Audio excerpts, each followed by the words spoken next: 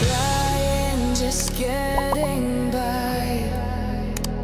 Now I think it's time that I decide to come alive. Take away all the hurt inside, and this time I'll get it right. Decide to live and not just survive. Come and take the things I need from life, and this time I'll get it right.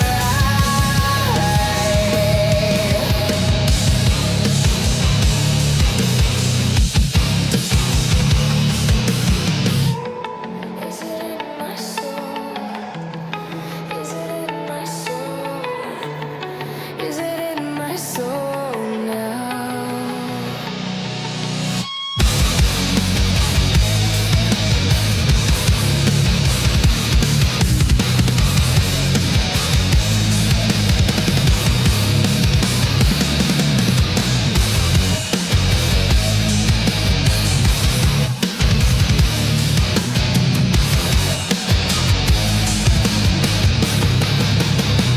To decide to come alive, take away all the hurt inside, and this time I'll get it right.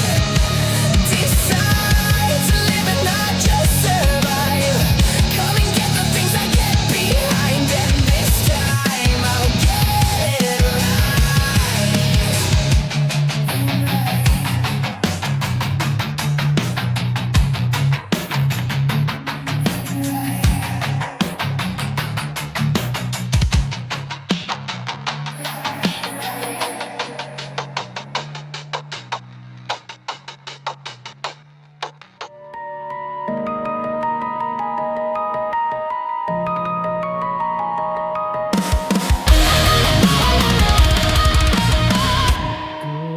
Good evening, B's, G's, NB's, Peens, Vagines, in-betweens. I am Charles, otherwise known as CP or CPO. Welcome to WILIscredia, home of Savage Cinema, and a slew of other guest appearances in other groups and podcasts and live streams and so on and so forth. For the first time, I think, in 2026, I am on time with my... actually, I'm probably early because I could have squeezed in a movie or two with hours left in April. I'm here to give you the summary of first time watches that I experienced in April of 2026. Mostly new releases. Some of them were just outright brand new releases. Some were a few weeks behind, and there is a film or two that was something that I never got around to, but ended up watching it for one reason or another. And yeah, we're gonna finish this off with my most recent new release or first time watch, and it's I don't know, it's there's got a lot of movement. There's a lot of discussion about the Michael Jackson biopic titled Michael. And I wanted to enjoy it. I dropped something. I wanted to enjoy it, but we'll not spoil that. I am a fan of Michael's music, but let's not bury that immediately. Double checking to make sure that this is working and live. This was a pain in the ass. As you can see, I'm having a hard time with the chat. Okay. Thank you for the sacrificial donation, Sean. 99p in euros. Thank you. I'm assuming you're not donating to an empty private page, so thank you for that. Okay. All right. So this should be working now because this is brand new. I was having, as you could tell, I was having issue prior to getting the stream going. And yeah, so without further ado, we'll get right into it. First movie I saw was the Pizza Movie. Saw it on April 3rd. And, oh, this isn't working. Now it moved. I didn't want that to do that.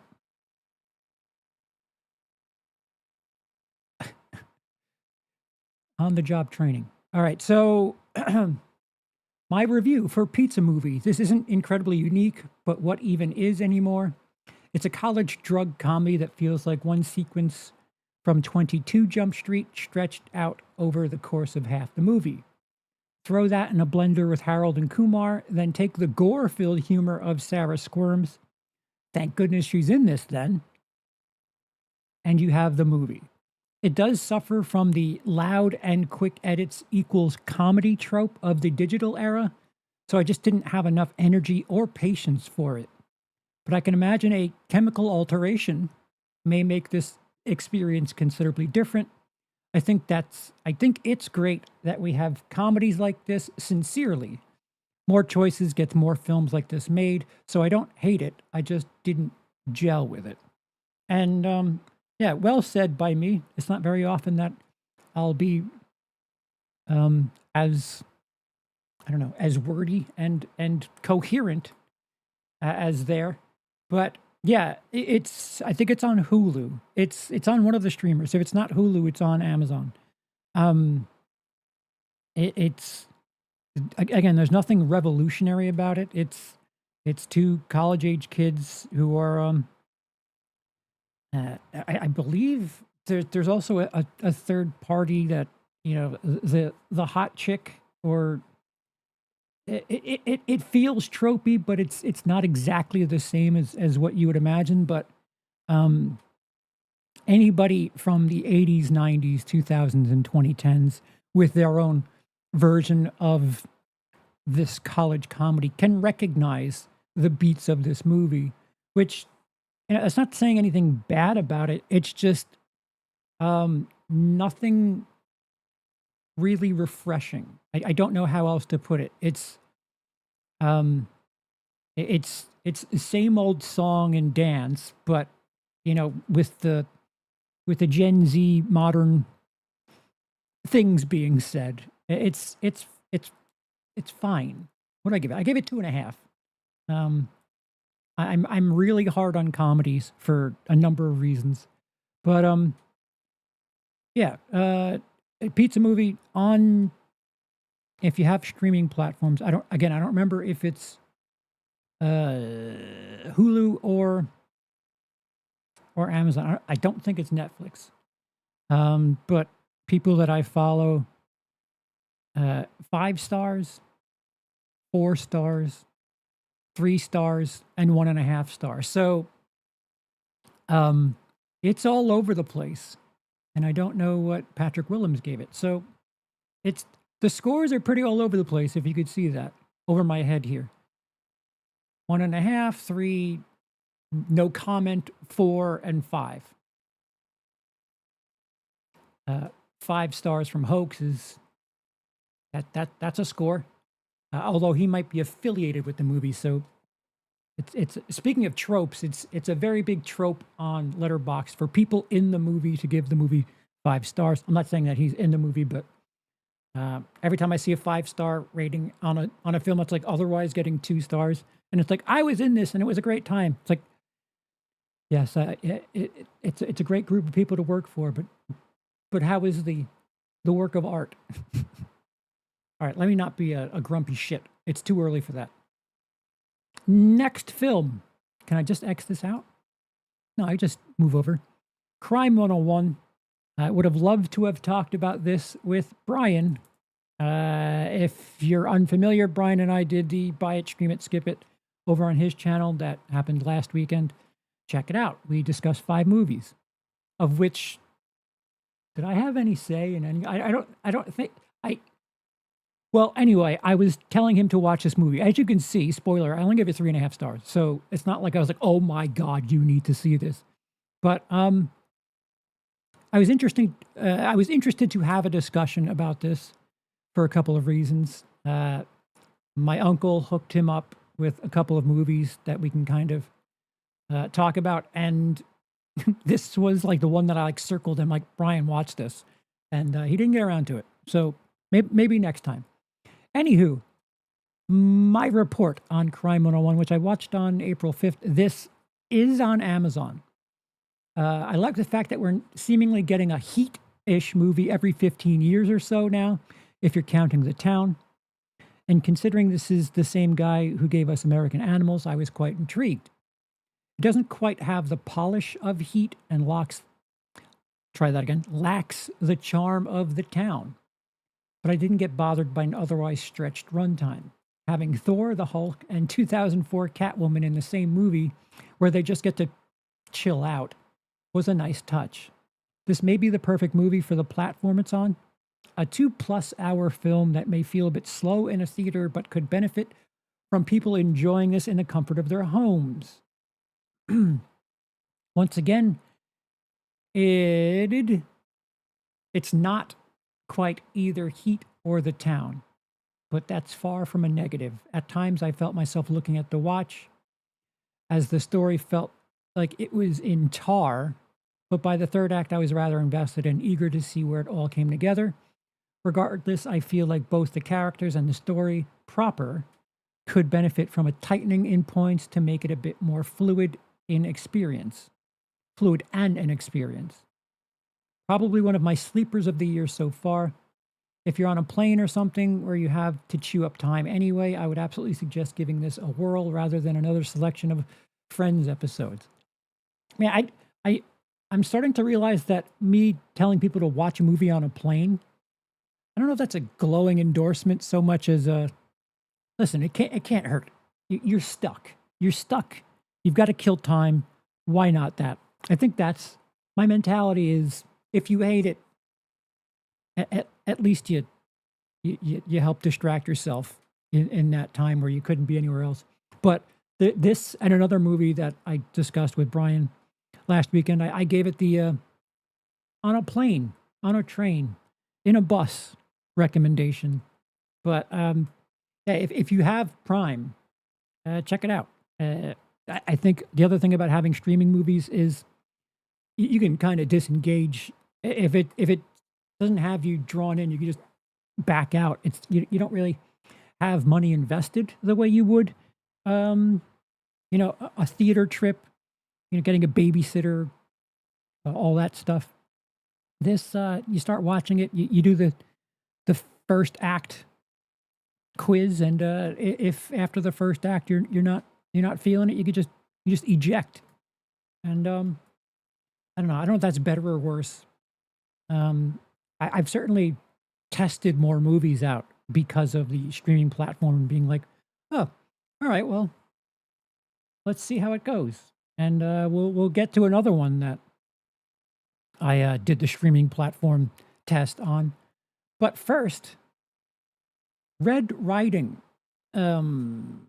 This is, I think, regional on streaming.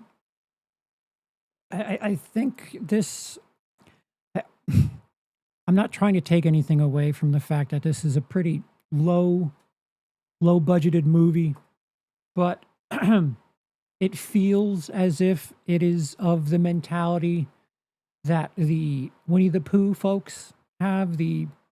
Let's take a brand that people recognize and do a subtle twist on it. But, we're exploiting something that for a reason, and we're not going to match that intrigue. And this feels like a step further down from Winnie the Pooh. Blood and Honey, of course, not the Winnie the Pooh. But play on the Red Riding Hood story. This is an interesting enough twist on the classic tale, but premise and execution are definitely not the same thing. And this movie just meanders for the most part, long enough for me to be disengaged by the third act. Yeah, I'm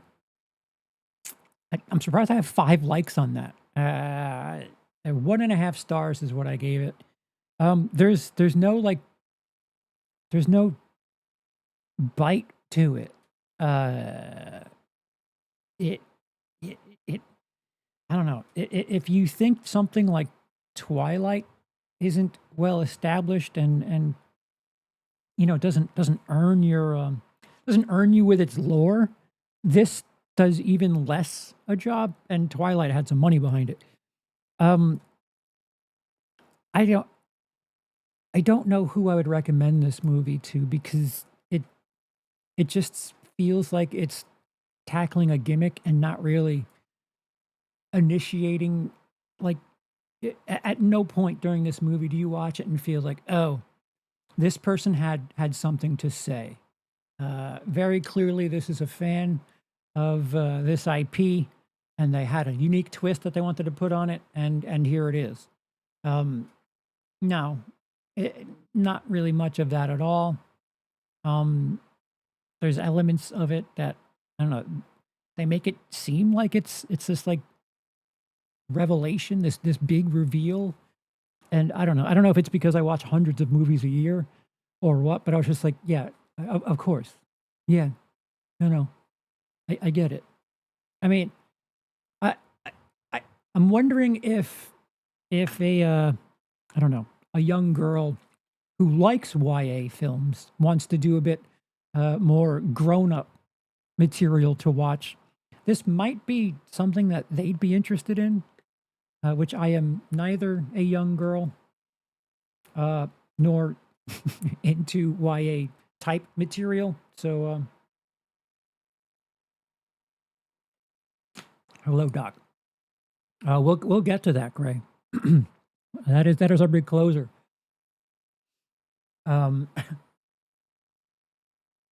Next, an old one. I wanted to see where Jack Quaid came from. Innerspace from 1987. I gave it a 2.5. Again, I'm pretty sure I've experienced this in the background where like my mother or someone in my family's watched it, but I didn't really focus on it. So, while I feel like certain elements of this movie don't strike with the same force they probably did 40 years ago, I rather wish there were high-level productions behind wacky ideas. The 80s seem to be a treasure trove of fuck it, throwing spaghetti at the wall ideas. It's the compliment I can give to a lot of movies from then. This is a rather impressive, for the time it was made, sci-fi comedy with an interesting enough concept. I can't imagine this being made today. There's zero shot that a modern studio would decide to have some practical effects for some of the really fun sequences. All that being said, Martin Short is just a tad too extra with the physical humor for my taste, although this is a heck of a curiosity seeing something that may make Jack Quaid grossed out. That's like a Hollywood joke there. I believe Randy Quaid and Meg Ryan met making this movie. Randy Quaid and Meg Ryan produced one Jack Quaid, also known as Huey from Boys. Yeah, almost 40 years old. This movie, it's okay. Again, I like abrasive physical comedy. It's just that it's a bit abrasive to me. There's a certain point where like making wacky faces and doing all this like bendy stuff. I don't know if I lose patience or I just lose interest, definitely. And Martin Short at points, just making silly faces and I'm possessed. I remember that was on like the DVD trailer, if I recall correctly. Interesting concept. Getting into a machine that shrinks and putting it into an animal, but oops, we put it into a human being by accident, and turns out that Martin Short is a bit of a hypochondriac. Or no, the terminology was definitely old, but yeah, a bit of a mental case. Martin Short is in this movie, and some dated terminology, but it was still interesting. It's just I don't know. I don't know if it's fair for me to judge a movie that has probably inspired dozens of movies since its release. and I've probably, enjoyed something that this movie has inspired. It's the Citizen Kane trick. Can I really not like Citizen Kane if it's inspired a hell of a lot of movies that I have enjoyed? The answer is yes. But anywho, next. Oh, Ready or Not 2, Here I Come. Watched that on April 14th, and I gave it 2.5. 2.5 appears to be my score of the month. Dennis Quaid? Did I say Dennis Quaid? What did I say? Randy Quaid. No, Dennis Quaid. Did I say Randy Quaid? And Jack Quaid is the little one. Well, A Quaid is in this one, not the young one. Dennis Quaid. Dennis Quaid is in that movie. Jack Quaid is Dennis Quaid's son. Randy Quaid is from Vacation. Brr. I broke my brain. Ready or Not 2, Here I Come. 2.5 stars. As much as I really love the idea of this movie existing, and for however much I wanted to be a part of this world more, this movie really feels a bit too much like an extension of the first movie and far less a completely new chapter all its own. Again, I loved being in this world, and the new characters were nice. Things just pop off way too quickly this go around, and with far less establishment of these new characters, I just feel like what you need to enjoy this movie is the first one. Yeah, I don't. Part of being like off social media is I don't know like what the consensus is on certain stuff. So like I like even being in like DMs with Cody and Sean and Brian and Rudy and them. It's like I don't pay attention. I'm something of a snob when they talk about movies. I just kind of plug my ears and close my eyes. Nah, nah, nah, nah, nah. So I've either purposefully been ignorant or I don't know, luckily not picked up on what the consensus is of this, but it really just feels like an exclamation point of the first one. And the thing that I've been doing a heck of a lot more with sequels and franchise films is go into it without pretending the other movies don't exist. Don't watch it as if it's an episode of a television series. Watch it as if it's its own movie. Can the movie get by on being its own thing?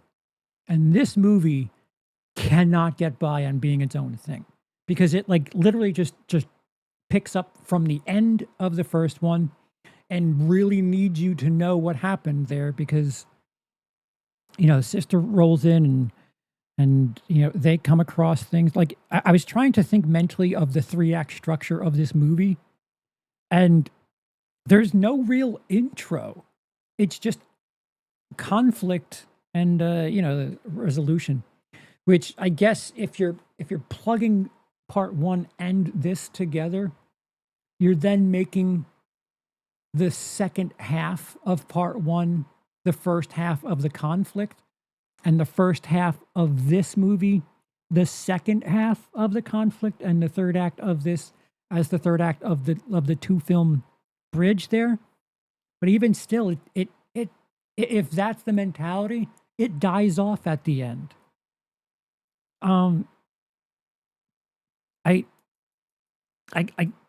can tell you that I wanted to enjoy this only so much. I'm not one of those people that I just need to see my stuff that I enjoy, but in a new thing. I know there are people that enjoy stuff like that. They just want the thing that they love in something brand new.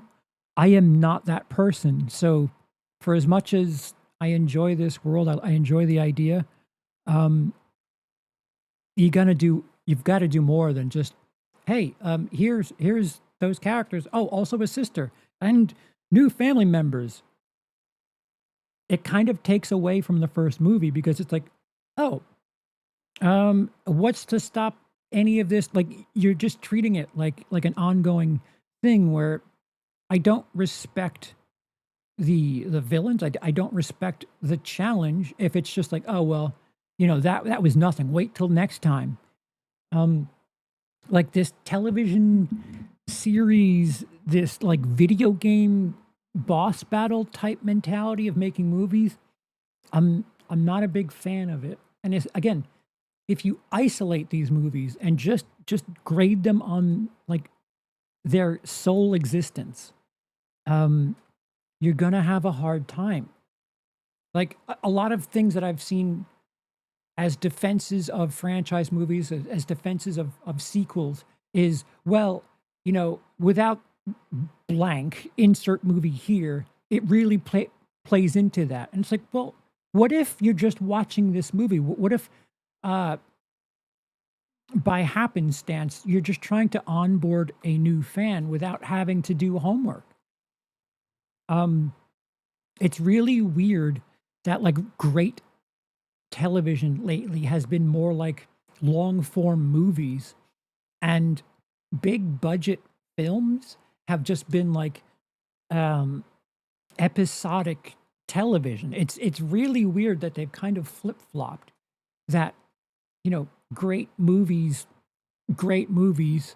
are like they feel more like a television series, and great television feels more like a a long-running movie. Um yeah, so 2.5 stars. I would have to say that you'd really have to be into this world. Um, I mean, Samara Weaving covered in blood. It's kind of becoming something of a joke at this point. Oh, it's been a joke, but um, yeah, I no, you got to do better for me. I'm sorry. Next, Hoppers, 4 stars. Discussed this with Brian. This is probably the most genuinely sweet Pixar movie in quite a while, although I can't imagine all kids finding this movie unscary. There's quite a horror-coded third act, while awesome by my standards, maybe a bit scary for younger kids, sweet messaging and still rather poignant. Yeah, I don't know. This is probably the best Pixar movie since maybe was Toy Story 3 or up? Which one was more recent? I mean, I didn't hate Toy Story 4, but anyway, it's been a while since there's been like a really solid Pixar movie.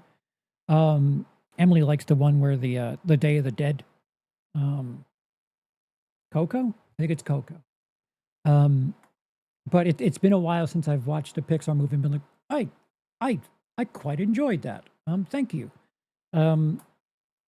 So yeah, like again, the third act, there's like really for a children's movie, there's some creepy shit going on with like people pulling faces off, and it's another play on the Fern Gully Avatar type storyline. It's very similar. That the story will feel very familiar to you, but things pop off in the third act where there's some rather horrific, even like the tone and the lighting. It's like, do you want kids to sleep at night? Because this is kind of crazy.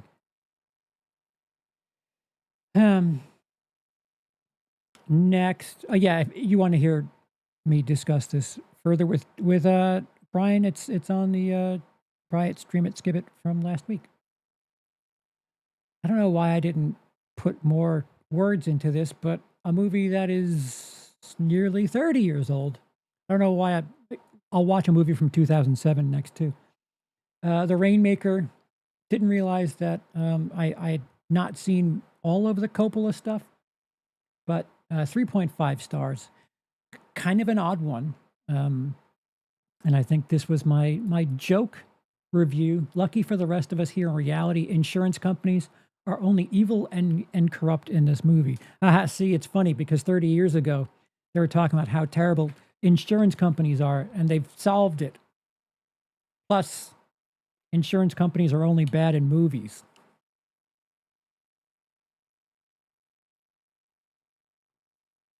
Anywho, Matt Damon and Danny DeVito in this, like,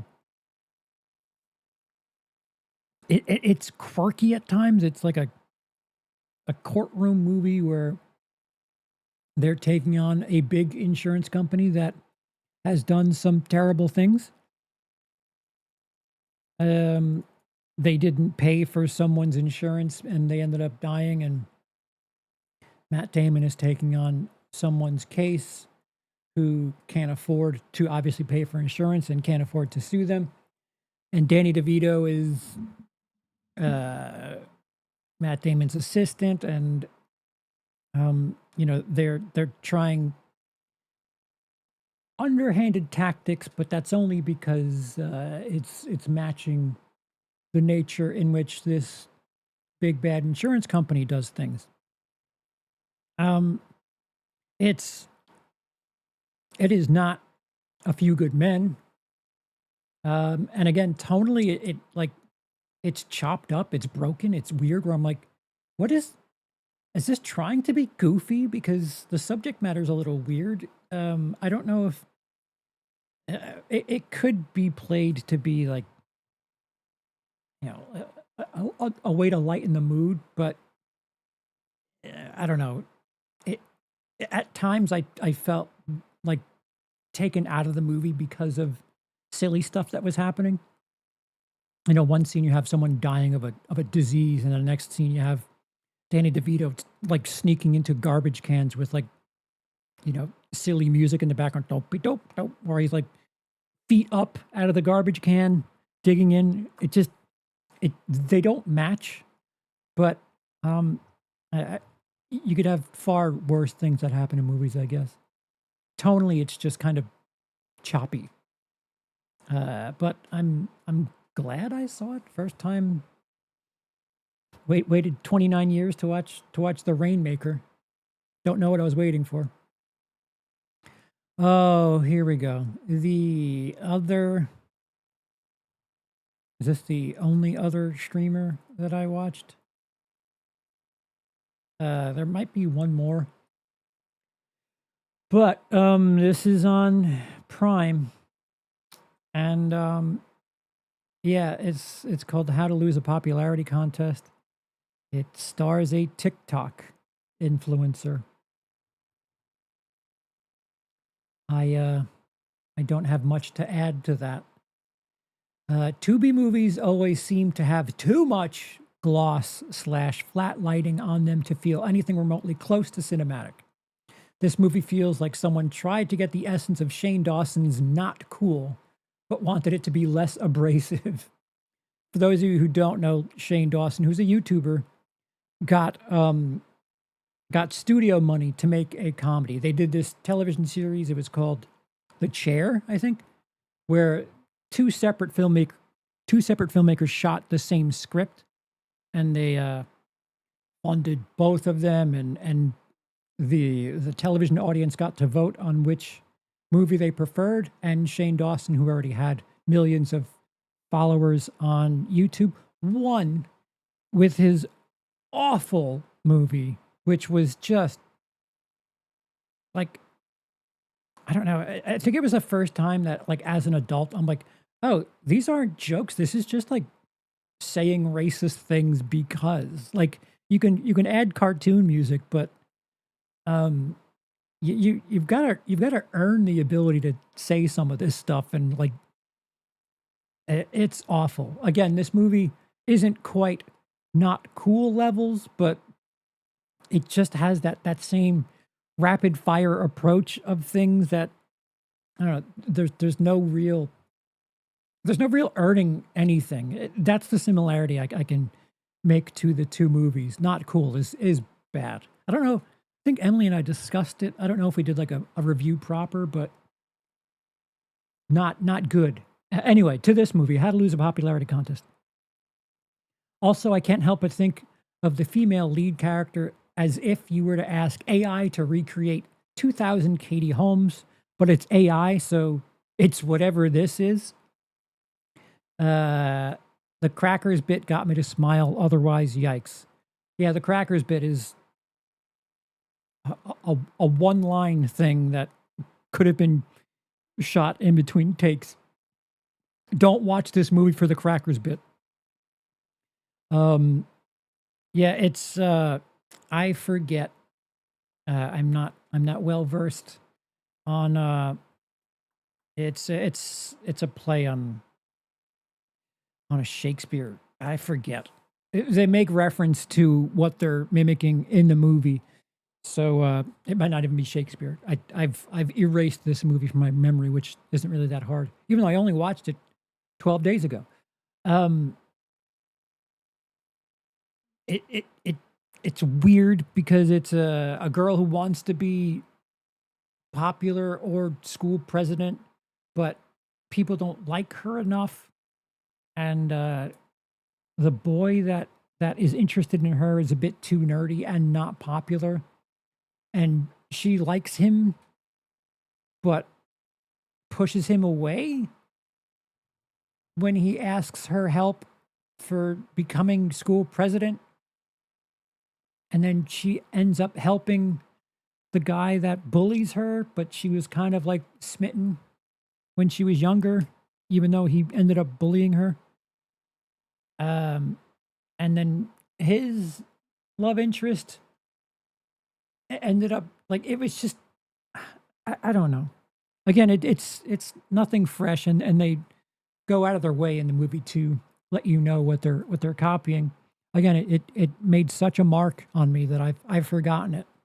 But there's moments where the lead actress, first of all, everyone in this looking way older than 16, 17, 18, which I think I'd rather have someone in their 20s play 16 than the other way around.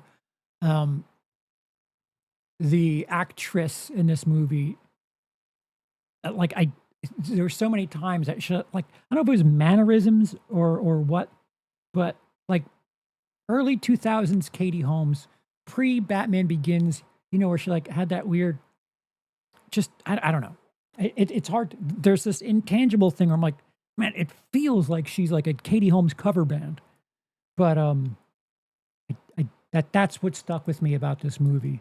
I'm pretty sure it's I think it's Amazon. The Tubi movies references something of a joke because I've seen a couple of movies that aren't represented, like film festival movies that are perfectly prepackaged for Tubi. These movies that are new, but they're worth the free price tag of Tubi. But don't get me wrong, it's on Amazon. Quirky half smile Katie Holmes. Yeah. I should have done. I'm not doing homework to find out an intangible element of what I think this lead actress is. This tells you how I feel about when I'm watching a 1-star movie and just not having a good time. I will drift into things that have nothing to do with the story itself. I'm like, what does this girl remind me of? And then for 40 minutes, I'm thinking about, oh, it's kind of like Katie Holmes, the way she was in the early 2000s. And that's what my memory of this movie is. So, yeah, watch it if you dare. The Wrecking Crew, another movie I discussed with Brian. Brian had me watch this, did not watch Crime 101. Whatever. 2 stars from me. This is everything that is wrong with the straight-to-streaming era of movies. It is something of a shortcut taking story to common action tropes, opposite types of personalities trying to get the bad guy while quipping all the while. The other issue with this movie is it doesn't really do anything unique, right down to the moments of ironic music backing the contradictory action on screen. I do enjoy Jason Momoa in a bit more of a loose role, and he is that here, but this movie is dozens of minutes too long and unfortunately manufactures relationships that aren't believable so much as they're just put in front of us. Nothing feels developed or earned. To my point about streamers, this movie is something that I would imagine people would be fine just having on in the background, where you can drop in and out of it and not really be too fussed. Pretty paint by numbers. The only benefit is the R-rated action and gore that you maybe wouldn't find in a major release. Yeah, there's stuff that like this sappy 80s romance music playing in the background while there's this crazy fight scene like that, you know, that was funny in Deadpool, which is 10 years ago now. Something about like tired tropes in movies is you don't realize that they're tropes until, you know, we're a little bit past the sell by date. And I think the doing, you know, needle drops that like are contradictory. There's juxtaposition between the needle drop and the action on screen. I think we've kind of done that.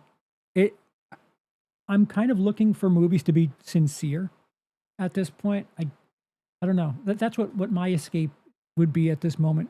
Sincerity in movies.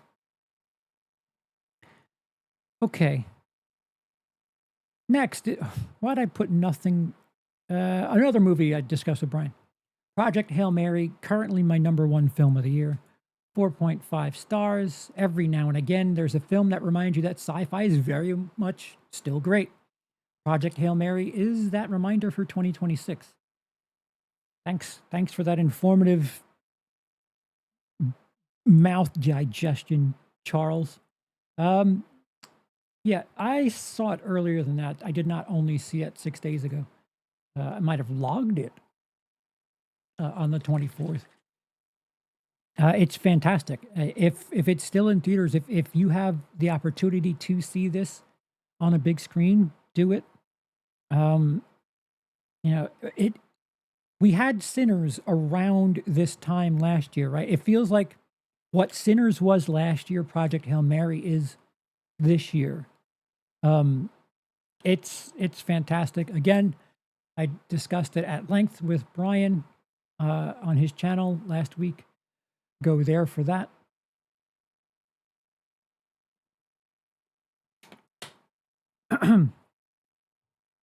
And I'm trying to think, what did this movie beat? There was some, Good Luck, Have Fun, Don't Die was my #1. And kind of frustrated that I couldn't talk about that movie with Brian. But this movie is currently my #1 of the year. Yeah, do that. I'll let the animation play. Click like. And thank you. All right, last but not least, Michael. The Michael Jackson story. Michael will return in Michael Endgame. All right, so this, I know Cody and Sean were okay with it. Oh, I know Sean was. I could see Sean's score of 4 stars here. I forgot why I was suggested it, but I saw that Paris Jackson, not a fan, which Paris Jackson is Michael's daughter. So whatever the hell that's worth. Apparently she had notes for the studio and they did not listen.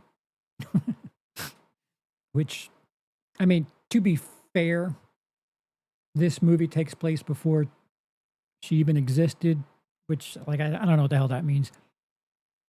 She probably heard stories, could have filled out the character a bit more, but studio is going to studio. Anyway, to my review from just yesterday. This movie has a great soundtrack and also features the greatest montage of Michael Jackson pop culture events you can think of. With the most obvious piece of information out of the way, how about I discuss the movie proper? Snarky bitch. I've always assumed that movies that revolved around I've always assumed movies revolved around conflict and for the audience to experience conflict for and through our protagonist. This movie is more of a speed run through significant moments in a public figure's life rather than a story. This movie would have you feel that MJ had no friends as a kid, considered all fans his family, but does nothing in the way of establishing anything to back up that narrative. The siblings are merely set dressing and don't contribute anything to his character. LaToya Jackson's second line in the movie is, "Do you think I should get a nose job?" After her first line was an inquiry into chimpanzee bites, which Bubbles, they took moments to have Michael's chimpanzee friend, Bubbles, which he plays Twister with. I don't know, if you only have 2.5 hours to do the Michael Jackson first 20 years story, I'm not spending much time on Bubbles, but this movie decided to. There's nothing that this movie does to make you want to believe the things they tell you. Michael wants to have the best-selling album of all... Easy for you to say. Michael wants to have the best-selling album of all time, but why? He loves music, but explain why we're introduced to his character essentially being treated as a tool for his father's tyrannical entertainment empire, even if explaining that he loves it in spite of his father. He breaks the color barrier on MTV, but the first time we hear of MTV is in that scene. There's no real struggle, no true conflict that doesn't feel like a visual summary of events. There's no emotion, no establishment. Oh, he loves animals and movies too. There's no heart to this movie. It's quite shocking. The music and dance choreography is fantastic, obviously, but I'd ironically get more emotion from a cheap television documentary. I've never felt such apathy for a story I was genuinely intrigued with. When your character's parent nearly uses a word-for-word term as Ricky Bobby's, a satirical film, you've lost touch with the irony in the lazy nature of these films. I'm not kidding. Michael utters the term, "I'm getting sleepy, it's these pain meds."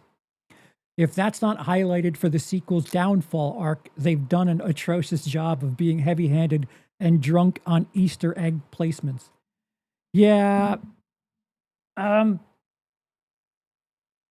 things happen. It is like a montage farm with no real emotion. Like the first scene, the movie opens with Michael Jackson as a child, like either like making his food out to be like a happy face with peas. It's either that scene or Michael Jackson drawing, like little baby Michael, drawing, and Joe Jackson, his father, calling him over to sing with the brothers of the Jackson Five. And he gets like scolded, and not immediately, but there's no real establishment of Michael Jackson's character as a kid. Like immediately, it's just, oh, he's essentially a slave for his father's entertainment empire. But at the same time, he loves music, which is weird because like our experience with him performing music in the very beginning is he's got a perfectionist father that would make anyone like really have some sort of spite for well, I don't know, something in that process. Even like Joe Jackson is a villain because the movie like thinks you need to have one. Like because the conflict is Joe Jackson, but there's no real like pushback in the movie. It's so strange. Uh, he talks about not having friends or not having anyone to talk to, or like that's why he wants a llama, and that's why he wants bubbles, and he's like they feign the idea of, well, I mean, again, it's Easter egg heavy. Michael Jackson's character is into Neverland. He enjoys a Peter Pan book, really focused on Netherland. Do you know where that's going? Um, but they could have really hammered that home that like he relates to that because his childhood is gone. But being about that as a child doesn't make sense for a narrative. He's just a kid. Of course, he likes that book. You could have really, as far as like, I don't know, like for the narrative of the movie, you could have had the through line be like, there's so much in the Peter Pan story, the Neverland thing that Michael relates to. Like the only real work they do at that is just tell you things. They don't like show you anything about it. Plus, when he talks about not having any friends, like the movie in the same breath is like showing you that he's performing with his brothers, and in other scenes he's talking about all of his friends are his family, and it's like your family's your family. So like you don't have friends, but everyone's your family. Like you could have taken that and really done something with it. Like his idea of family is whacked, but like I don't like it just speed runs through things and doesn't do anything to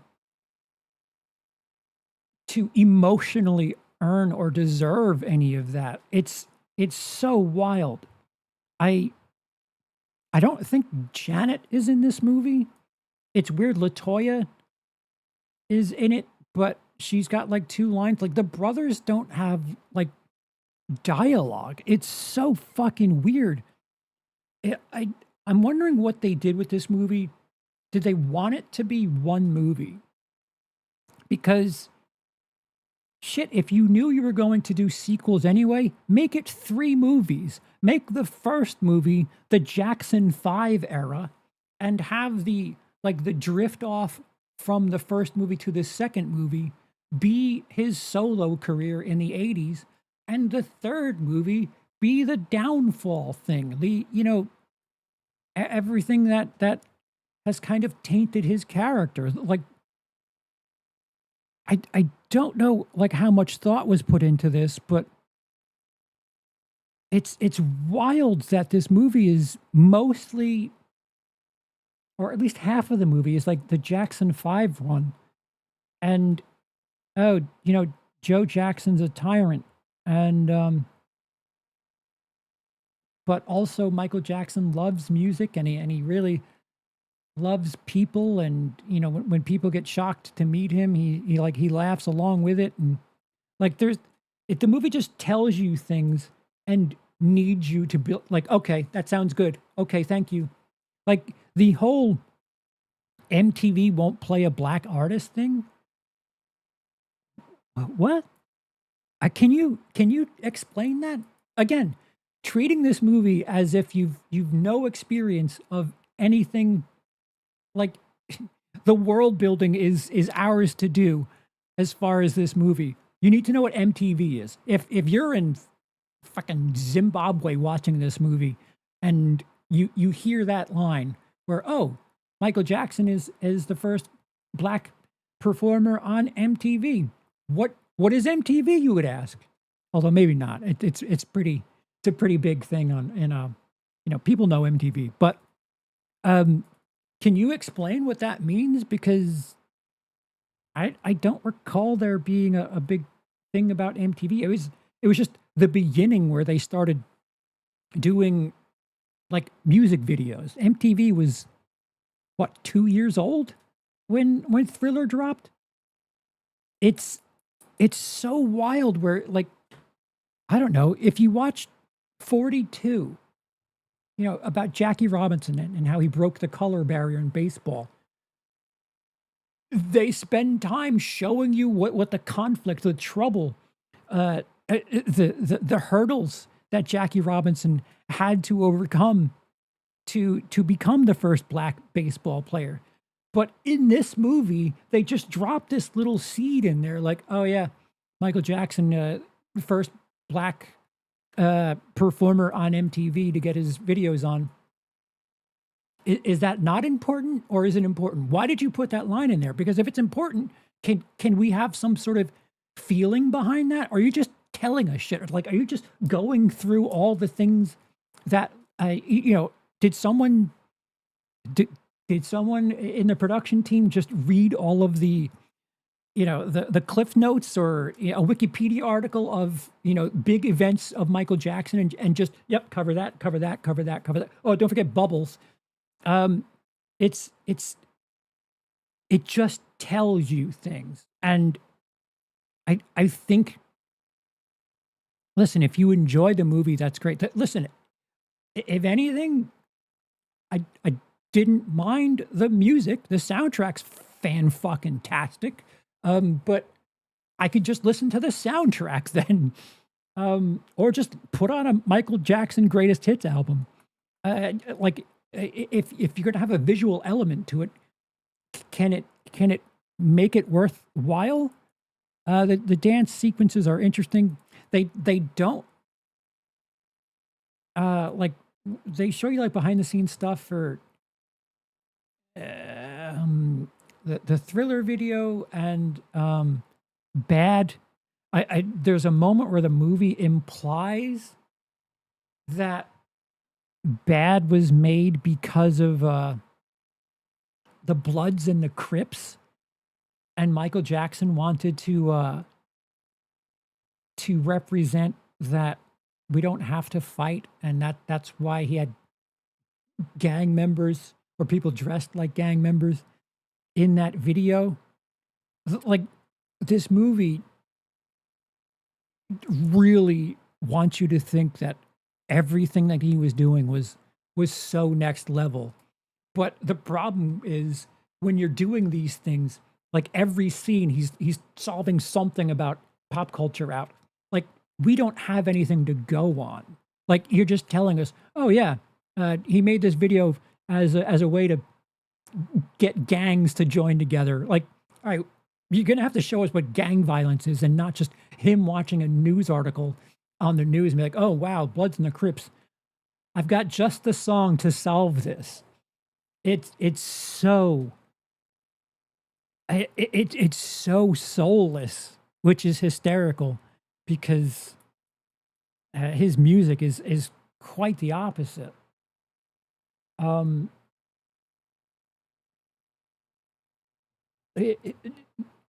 He doesn't have friends. He doesn't have friends, but he's performing with his brothers. There's a moment where he buys Twister, and he asks his brothers to play with him, and they're all, they say no. They're whatever, they're going on dates or whatever the fuck, and he ends up playing with Bubbles, his pet monkey.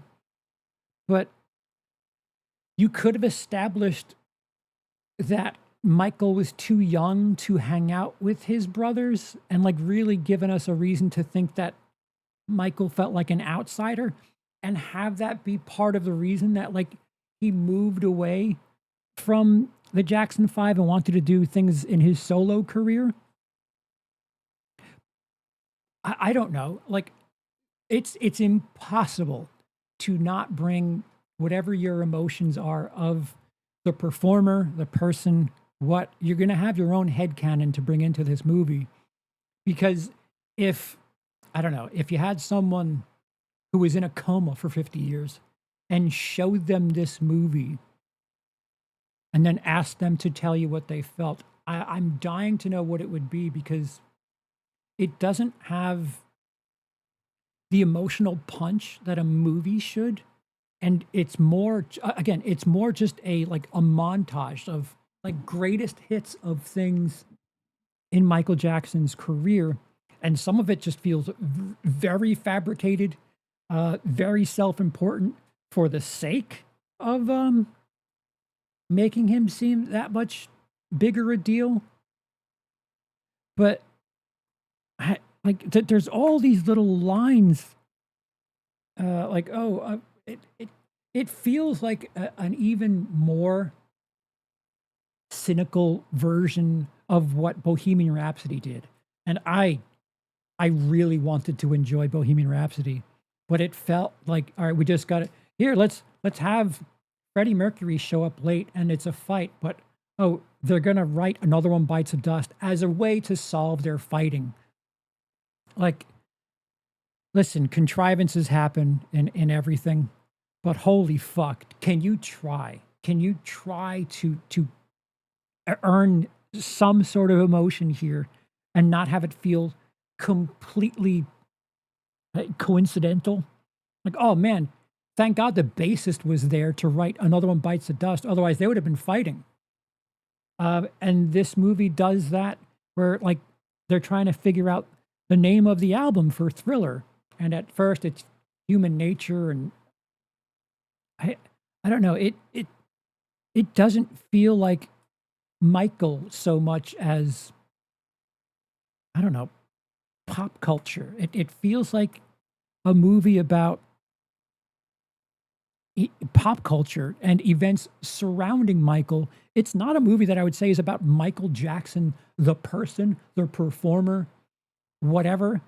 Again, if you're going to have it be where Joe Jackson is this tyrant, do a better job of having him be that than Ricky Bobby did. Like, I don't get how unironically you can have less earned in your antagonist character than a satirical film from 20 years ago. That kind of, I don't know, it is in on the joke.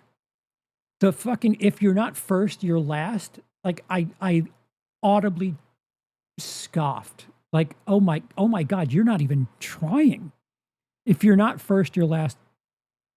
Or it's something along that line where it's just, you've heard the line before.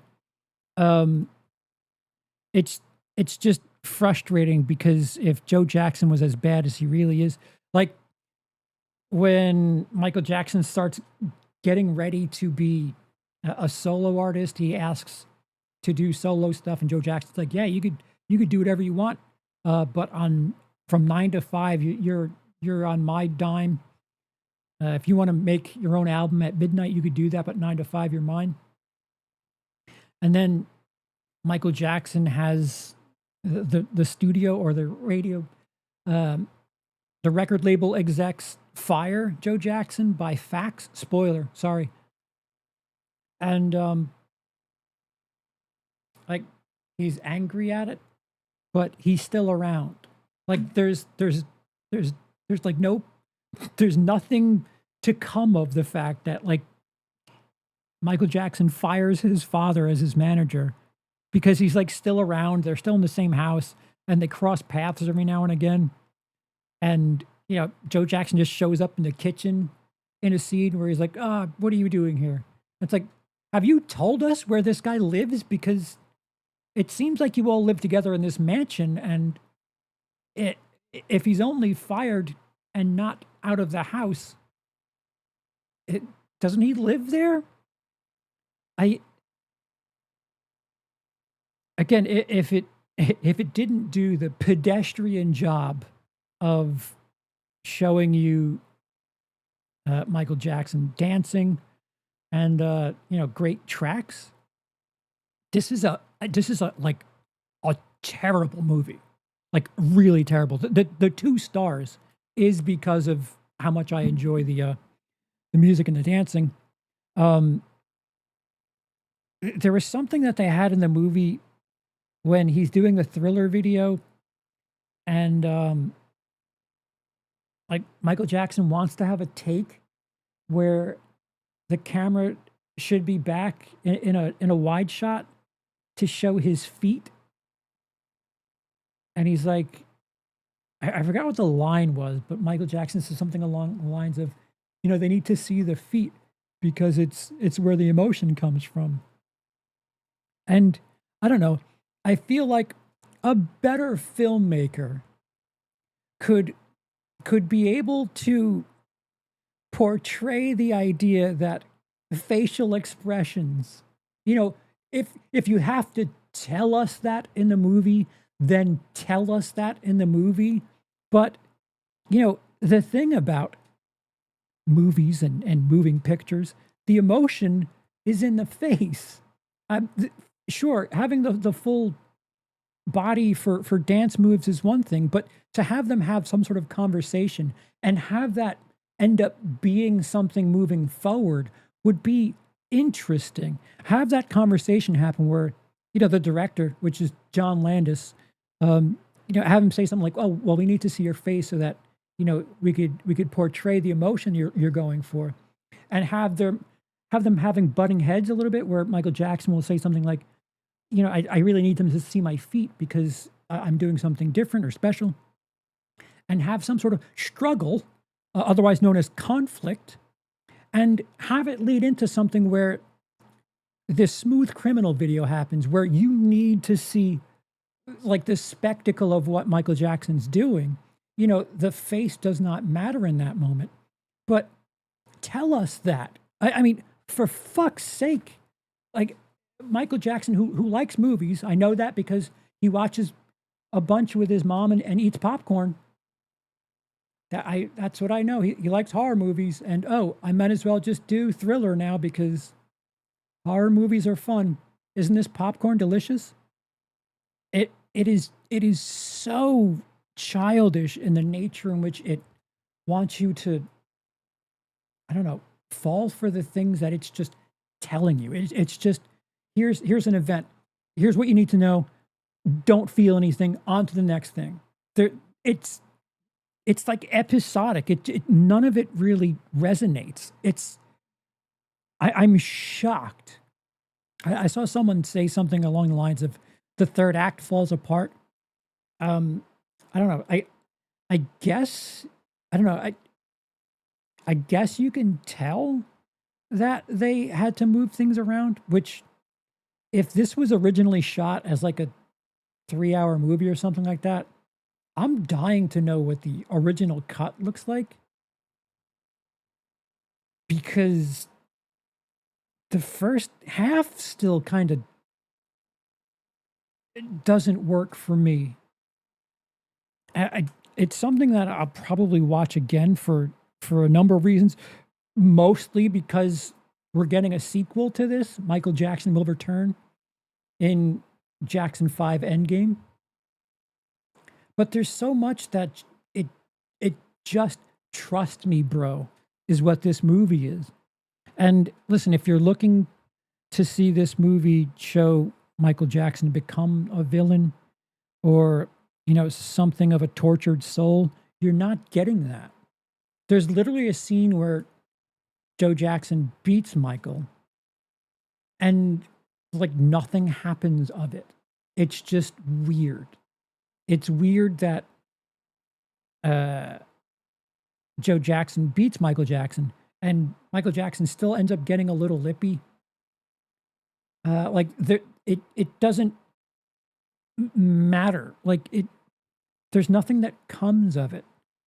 The movie really feels like these things are going to happen because that's what did happen. And again, for the sake of narrative, for the sake of contrivance, make something matter. You can fib a little bit. I mean, shit. Paris Jackson apparently wanted, had notes and stepped away when they were like, "Yeah, we're not doing any of that." Which, I don't know.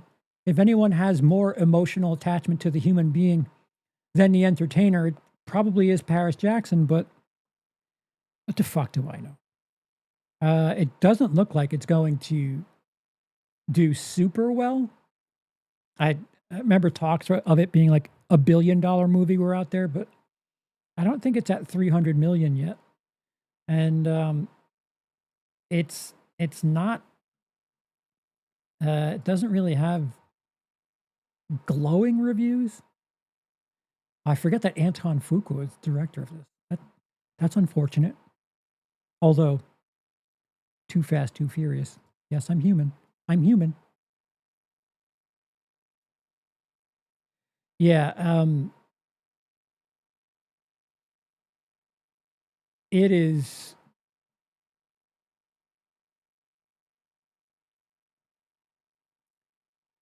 1,700 people gave it half a star. 89,000 gave it 5 stars. It's weird. The jump from 4.5 stars to 5 stars is redonkulous. A lot of people rating it.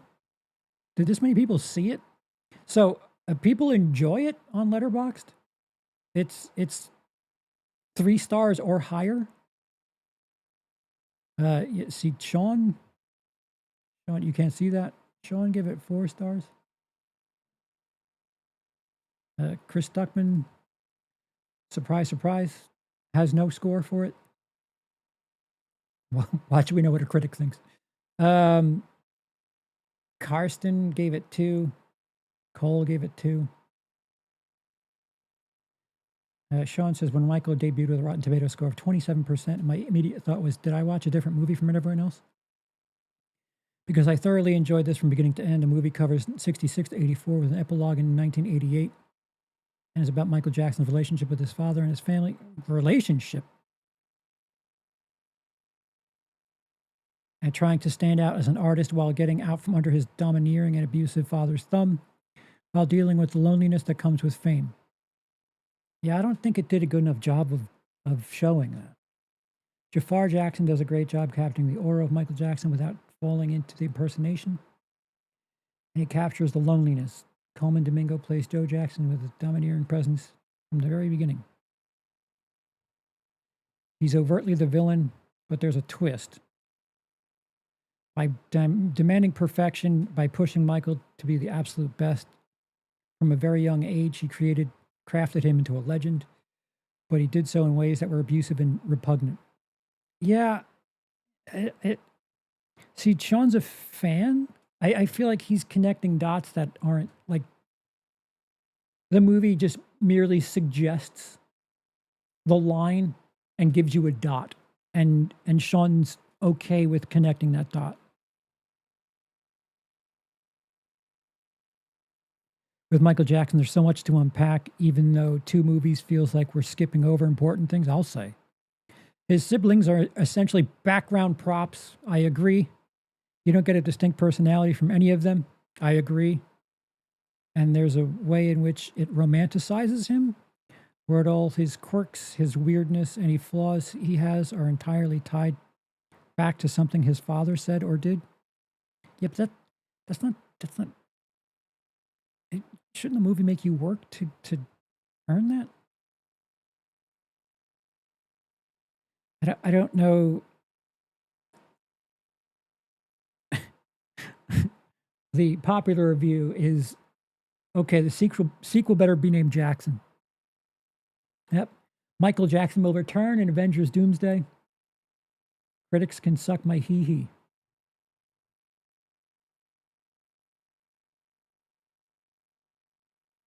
Every time I remember Michael's lore, a piece of me dies. Why? The best music documentary to date, hee-hee. Genuinely believe Jafar Jackson was Michael like halfway through the movie. Hey, look, that's me. Nothing else. Yeah, so that'll do it for April. I'm kind of shocked. I'm shocked that many people, dozens of thousands of people gave it 5 stars. I'm not expecting people to give it like half a star or anything, but it's mostly 3 stars or better. And I can't help but ask, are you supporting the artist, the music, the dancing, or the film? Because, I mean, I don't blame studios for doing stuff like this. If you're going to get the fucking Bohemian Rhapsody response, I mean, Bohemian Rhapsody was nominated and won Oscars, but don't ask about their director.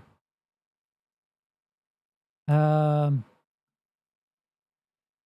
3-hour cut isn't going to fix the movie. The entire structure and approach needs to be rethought. Expanding the running time isn't a solution. No, I'm trying to understand what was cut, what made them put it into 2 pieces, and why you literally could have spent an entire movie just doing his childhood. If money wasn't an issue, if making multiple pieces of this franchise weren't the issue, what is the rush? Quincy's totally sidetracked. Where was that? I saw that. Wikipedia article movie, no thanks. To be fair, the only Jackson other than Janet and Michael to have hits was their dad, so well, they could have showed us that. Have the movie open with Joe Jackson being a success in his own right. And then as far as his character is concerned, however much you want him to be the villain or whatever, you can have his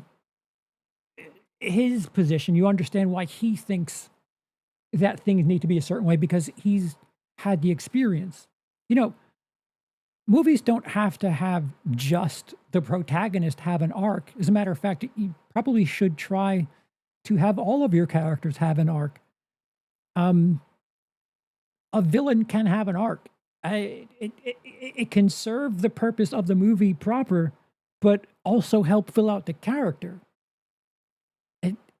This movie is just shit. It's just, here's a thing, here's a thing, here's a thing, here's a thing. Oh, we're going to say this because this will make it feel important to you because we're going to say it.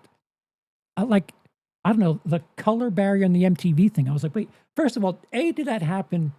B, if that's as important as you're making it sound, why not have MTV be a thing in this movie? I don't know, for at least a scene prior to listing that?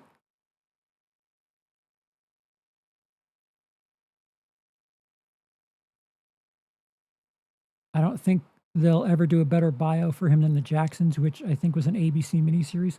I'm going to go watch that because a soundtrack movie. Great. Fantastic. Great job. I feel like there's a reason why this film wasn't made before Quincy died. Because Quincy was kind of passed over. He's merely just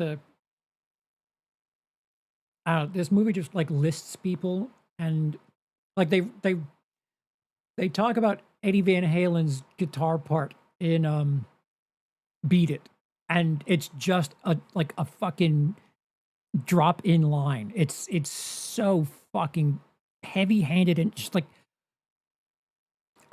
we know who that is. In this movie, that means nothing. In this world, you haven't shown us who Eddie Van Halen is. So what the fuck does that mean to me, the viewer? Imagine I don't know what the fuck happened in the real world. Listen, it's a very popular person. Fine. But let's just pretend I'm watching this 50 years from now.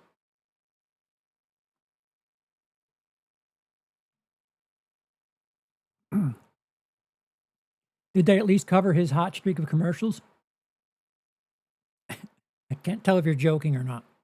But yeah, there's a moment that I thought they were doing this on purpose, and it wasn't. He's talking to like execs, and they're talking about like Coca-Cola and why people like Coca-Cola or something. And I felt like they were doing that as like some sort of connection to, I don't know. Like at first I thought it was this heavy-handed thing, like where they were going to have something like Joe Jackson says Michael Jackson should do Coca-Cola because it's the brand, and that's why he chose to do a Pepsi commercial. But they don't do that, which I don't know why. Like there's lines in this movie that are just like I love the 80s. Like it's that level of just coverage where it's just like, oh, say this, say this, say this. Don't earn it. Don't have it like have any sort of emotion attached to it, but you got to say it because it's the time where all of this shit happens. So like they just list things that just, I don't know. If you're Gen Z, what the fuck does Eddie Van Halen mean to you? Oh, that's a Van Halen track. Oh, who's that? Because Eddie Van Halen is also dead today too. So if you're 15, what the fuck does that mean to you? You should have had Tarantino direct. Yeah. Could Tarantino direct this movie without using the N-word? Question. Because I think he would shove it in there at least once. Biopic slop. Yep. Will. Dub Z, what's up? I have friends that are massive Michael Jackson fans and they have their blinkers on and love it. Blinders on? Films I've seen for the first time this month, Weapons, something French, Jeff Buckley documentary, Hard Boiled, Project Hail Mary, the drama. Oh, the drama, I was going to get around to it, but didn't. The MTV thing was real and was considered a pretty big deal at the time. See, at the very least, I'm intrigued to go look at it. But I don't know. My family, my uncles, my mother, actually not all of my family because we were poor. So some people had cable, and I remember the talks of like the conversations that I heard about Michael Jackson videos, most especially Thriller, was, usually MTV would have 10, 15 videos an hour, but Thriller was its own movie, and that felt special. And people felt ripped off when they only played the music video and not like the movie part back then, that's cool. But I'm not saying it's not true, but for the sake of the lore of the movie, for the world building of the movie, you need me, the viewer, to understand what that means. What is MTV, and what do you mean by color barrier being broken? And why was it so easy that, like, again, in 42, the Jackie Robinson story, it's conflict. There's a resolution to it. In this movie, essentially what happens, Michael Jackson breaks the color barrier on MTV because the record label calls MTV and says, if you don't put Michael Jackson's video on, I'm going to pull all of my popular white artists. That's pretty progressive. You definitely can tell that Michael Jackson definitely did something there. I just think the way you're handling it and the way you go through showing the way he overcomes it is like out of his hands. It's just so fucking strange to me. Aren't excited for the sequel? No, I am. I'm curious. How are you going to get to the tail end of his life is my question. That was indeed a joke. I can't talk about Michael without bringing up Pepsi. Yeah, it was an interesting scene. They do show it, but it doesn't do anything. Like the one thing that caught my attention, I knew it was a Bohemian Rhapsody thing where people that aren't the main character were involved in the producers, and a lot of Jackson names on that producer card. So it felt very sanitized, and there was no real grit to anything. I would love to see this movie. Shit, I'd like to know what Paris's notes were, because I don't know what her attachment is to his art. Hey, like, what stories does she have about the person? Like, if this is a movie about the music of Michael Jackson, then all right, enjoy it. I don't know, but that isn't. Did that defeat the purpose of having a movie? Speaking of Coke, I'm drinking cherry Coke float and loving it. Can really taste the vanilla ice cream. Yeah, it's what I have to put up with in lieu of vanilla. Eddie Wolfgang's dad. Yes. Yeah, the movie could have just said that too. And I'd be like, oh yeah. Charles, will you do this for the new anthology? What? Oh, excuse me. Will you do this for the new Anthony Mackie movie? It's titled Desert Warrior. I saw a clip of the movie. So many cuts in one scene. If I end up seeing it, yeah, I'll probably do it. The catch is me remembering. I've got to take notes when I watch these things. I depend on myself to read my letterbox review, and there are times when I'm just being a snarky shit. I'm like, oh, I wrote one sentence and I have forgotten my thoughts on the movie, so I've cost myself dearly. But when something sticks out, like I literally saw Michael yesterday, and oh, I was stewing. I was considering going live last night because that's how much I was like, I cannot believe they fucked this up that hard. I'm done with biopics. Last one I tried was the Wu-Tang series, and it wasn't big on that either. The whole Pepsi incident was major turning point for him. If it wasn't portrayed that way, then they're literally just looking to cash in on nostalgia and not actually tell the story. Dude, it's near the end. It's near the end.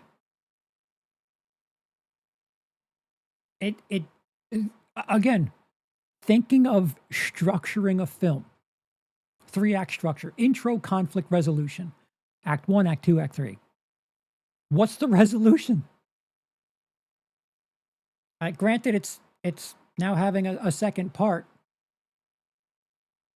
So, all right, so if we're doing the 2 parts as the 2 parts combining to be one movie, the second half of this movie is the first half of the conflict? What's the intro? Michael Jackson can sing because he's a little child. Also has to lie about his age because Hollywood, you can lie about things because even though you're 10, you say you're 8. Why? Don't worry about it. It's just things people do in the entertainment industry. Why? Why? Does it matter? Or we're just going to say shit just because that sounds good, doesn't it?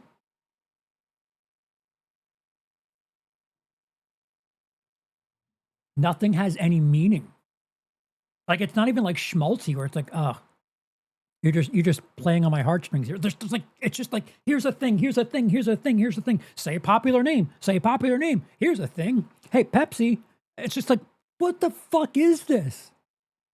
It's like Ghostbusters 2016, where they just like said shit. Just say everything you possibly can. It's like, what is this? This is just references. This isn't a story. The thing for me is there's so many movies and documentaries on Michael Jackson that touches more on his life. Wait, that this is not doing, it doesn't bother me, but I understand those that want more out of this. Yeah, I don't, I'm going to keep going back to Paris Hilton. Paris Hilton, definitely not her. Paris Jackson, I don't know why it popped up in my timeline, but she was talking about, her notes for the studio, and they were like, yeah, we're not going to do any of that. And she had this like thing. She said, listen, I don't know like anything about her. I just know that she's Michael Jackson's daughter. And I don't know how much into film she is, how much she's into music she is. So I don't know what this means coming from her. But she said, she read the book, Motley Crue's The Dirt, watched the movie and felt like, oh, that's weird. That's not the way things happened. Which, again, to defend films, for the sake of movies and storytelling, you do want to have a narrative. You do want to be a little contrived with the story. You don't want to be nonfiction if you're trying to tell a narrative. That's what I would imagine a film, a biopic would try to do. Have some sort of contrivance to make the arc fit, not just fucking references to death. And then she also brought up Bohemian Rhapsody, and I don't remember what her notes were on it, and she basically implied that like big studio projects, when it comes to biopics like this, they're just kind of toothless, and that sucks. I'm sorry. I'm almost glad there's no Lane Staley biopic, because I'm knowing what I know about Lane Staley's mother, you would have to show his struggle with heroin. And I would imagine they wouldn't make it pretty. I mean, the guy literally wrote love songs to heroin. A lot of his popular songs, they're just him writing love letters to heroin. Dude died alone. Nobody checked on him for 2 weeks. That's a miserable story. How do you tell the Lane Staley story and then like end it in 1993 where up and then Dirt came out and Alice in Chains continued for another 10 years. Also, by the way, he died. Like, certain people command a better telling of their story, and just because these people are fantastic artists, again, I'm going to constantly compare to Queen. You watch Bohemian Rhapsody and you enjoy it, but do you enjoy the story? If you take the music out of Bohemian Rhapsody, is it a good story to you? Do you feel like you got to learn something about the character? Or is it just, I know this. This is good. Oh, references. Live Aid. I know what Live Aid is. Oh, and it's over now. That's interesting. They're not going to talk about him getting AIDS, which, the really triumphant thing would be him fighting through having AIDS and releasing an album and, kind of knowing that it was over and releasing a song titled The Show Must Go On the album where he has AIDS and dies in the release of its album. I mean, shit, that's like fucking, that's like printing money for storytelling. What the hell do I know? Only 8 miles a decent. I think you're joking, but I agree with you. Only 8 miles a decent half biopic, and it is. It's like, the funny thing is, it's like loosely based on Eminem, and that's another thing you can do to kind of take some liberties with the true story, because it's not really the person, but it's loosely based on that. 8 Mile is, the older I get, the more I'm like, man, why can't they make half biopics like this? I wonder if this would be a legal issue, or would they have to go through Paul McCartney himself? But they could have touched on why Michael and him had a falling out in the movie. Michael Jackson bought the rights. He bought the catalog to the Beatles music. I don't think that happened. So to be fair, you might get that in the next movie, because I don't think that happened until after the Bad era, which the movie kind of ends with the Bad era.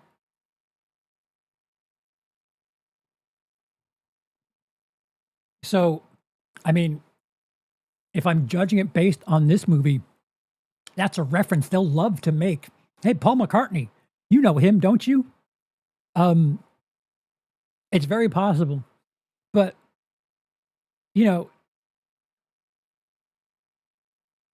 they have that Neverland thing throughout the movie, and they don't even pay it off. Or do they? Wait. They reference the Neverland book 2 or 3 times. Is the mansion? I don't remember. Like, I don't remember. I'm not joking. Now, I'm glad you're not, because I sincerely enjoy that movie. What about Rocket Man? Pfft, easy for you to say. What about Rocket Man labeled a true fantasy? I have not seen that. Rocket Man came out right around shortly after Bohemian Rhapsody, if I'm not mistaken. The problem is, like, when enough of a type of movie come out, I get turned off.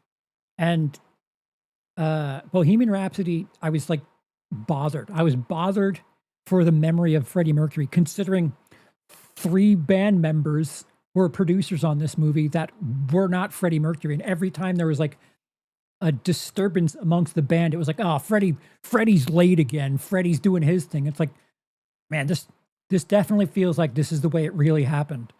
And not because 3 people involved with this movie are in this scene. And then, what was it? The Dirt was a Netflix movie right around then, and I just kind of got turned off. A movie that I enjoy, that fans of the band are kind of shitting on the movie, is Lords of Chaos.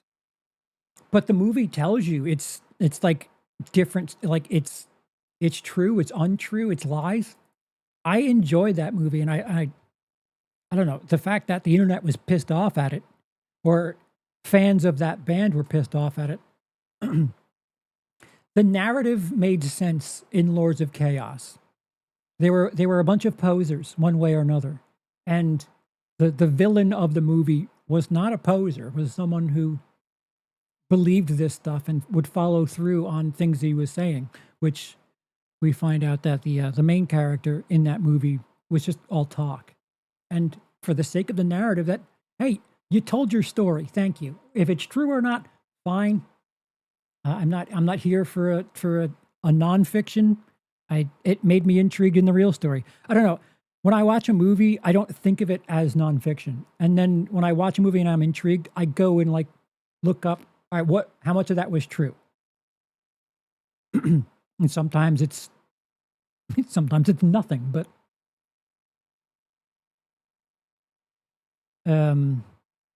if you're going to do a movie about him, Alice in Chains needs to be on the back burner. Focus on him and his addiction. Approach it the same way Schrader approached autofocus. Did not see that. Yeah, I don't disagree with you, Jacob. I think what you can do is you'd have to rush. You'd have to rush to Alice in Chains becoming a big deal by about the midway point, and have some sort of reason for him to turn to, again, whether or not it's true or whatever, but for the sake of a narrative, have him not properly being able to deal with the fame, and he turns to heroin, and like that becomes a thing. Because, I mean, the last 10 years of his life, he was kind of away from the band.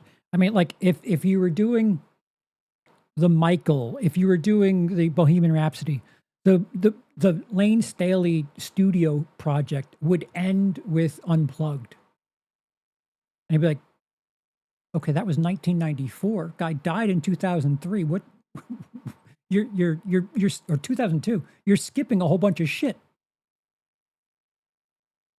He was diagnosed after Live Aid. I'm not sure there's a good biopic. What you just said about 8 Mile is pretty much what Purple Rain is too. Yeah, Purple Rain's another good one. Elton John was a producer of Rocket Man. I honestly like it, but I don't hold much weight in biopics. Yeah, it's a shame that the Michael movie literally uses a line from Talladega Nights.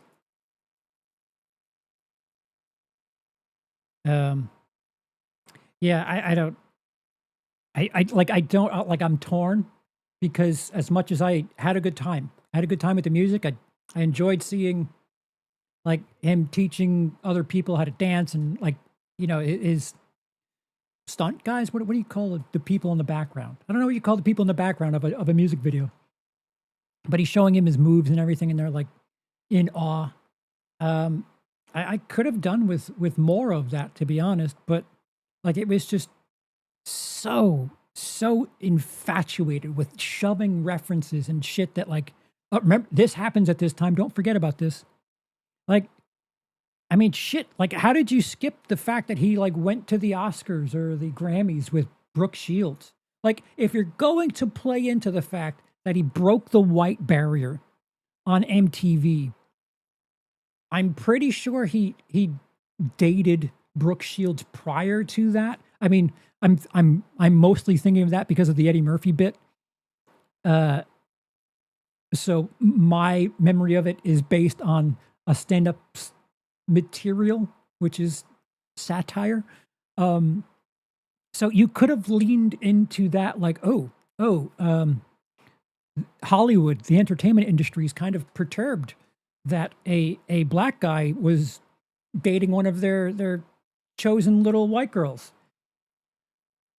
At least something like that happens, and again, it at least connects the dot to why you make that reference. Why do you say that about MTV, but not mention MTV at all prior to that? Backup dancers. Was it that easy? Yeah. My brain's broken. He was also married to Elvis's daughter, if I remember right, but that might be part 2. Yes, that was the 90s. Because he like kissed her at the MTV.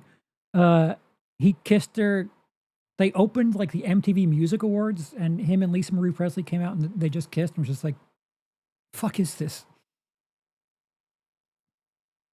Yeah, Michael Jackson started doing Kanye West things before Kanye West did, well, whatever the fuck he calls himself now. All right, so let me know down below what you saw in April. If you haven't done so already, click like, subscribe, all that stuff now. Let me know what your emotions are and how they're associated with either Michael Jackson, the performer, the person. Can you separate whatever the hell he's alleged to be from the story? Does it affect how you take in a story? I don't know if there's a way to properly touch on that without bothering someone. Like, I don't know if you could ignore it and have people be happy, and I don't know if you can cover it where people who don't want to hear about it, would they be bothered by it? It's interesting. It's fascinating. Autofocus is about Bob Crane, star of Hogan's Heroes, and his downward spiral into sex addiction. Great movie. Give it a watch. What did you suggest last time that I kind of regret watching? Okay. I wrote it down. Background dancers. Yeah. With my neurological issue, it like I see the thing in my head, but the vocabulary just isn't there. I'm trying to watch Over Your Dead Body. Michael is taking over the box office so much that they're hardly playing it. Oh, yeah, the Samara Weaving, yeah. I don't think Michael's going to hit $1 billion though. Oh, but someone else said it. The international box office could do all the heavy lifting, but we'll see. I forgot. Interact with the video, please. Help me out. Thank you. I know it's better